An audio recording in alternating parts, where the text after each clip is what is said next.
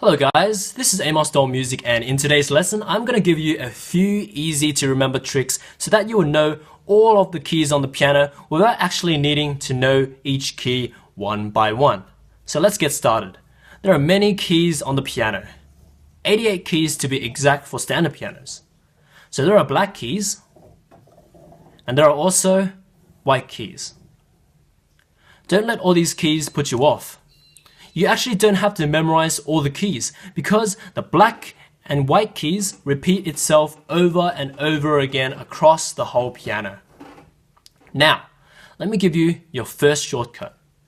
Can you see that the black keys are grouped together in twos, then threes, then 2, 3, 2, 3, 2, 3, and so on? If you can, great. Because all you need to do now is take the white key to the left of any group of two black keys, and voila! You have now discovered the first shortcut in finding all the C keys on the piano. Look, it works for all of them.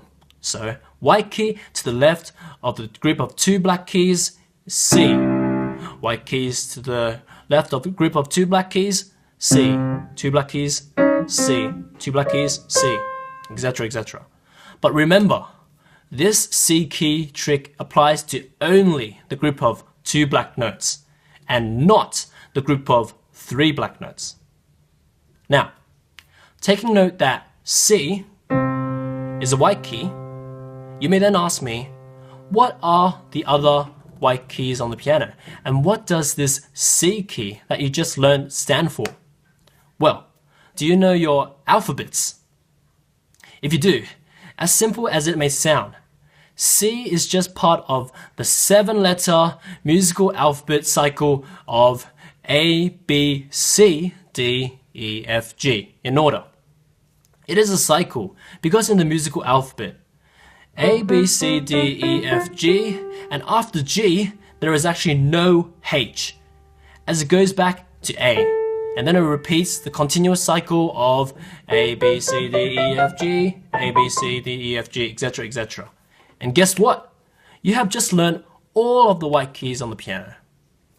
Now that you know all the white keys on the piano, let's move on to the black keys. The black keys are called flats and sharps, and they are based on the white keys. Flat is marked with the symbol this, which kinda looks like a small lowercase b, and it is marked after a letter to indicate you have to play the black key to the left of a white key. For example, D flat, E flat, G flat, A flat, and B flat. On the other hand, sharp is marked with the symbol this, which kinda looks like a small hashtag, and it is marked after a letter to indicate that you play the black key to the right of a white key. For example, C sharp, D sharp, F sharp, G sharp, and A sharp. Okay, take note. There are 4 very special situations where a flat or sharp of a white key is actually another white key. And these are the gaps between each group of 2 and 3 black keys where there are no black notes in between these 4 specific white notes of E and F, B and C, E and F, B and C, etc. So, in these 4 exceptions, E sharp is F, F flat is E. And the same thing applies to B sharp is C, and C flat is B. Okay, here is another helpful trick for you to easily remember the difference between a flat and a sharp. Okay, so just remember that flat has the letter L in it, which stands for left, and sharp has the exclusive letter R in it, which stands for right.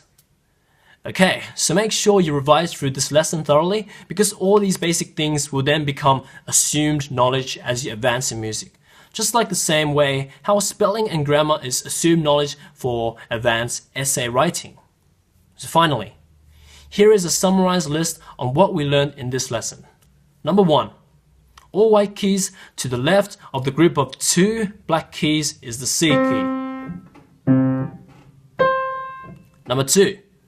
The white key cycles on the 7-letter musical alphabet A, B, C, D, E, F, G, A, B, C, D, E, F, G, etc. Number 3. Black keys are called flats and sharp. Number 4, and finally, remember flat left and sharp right.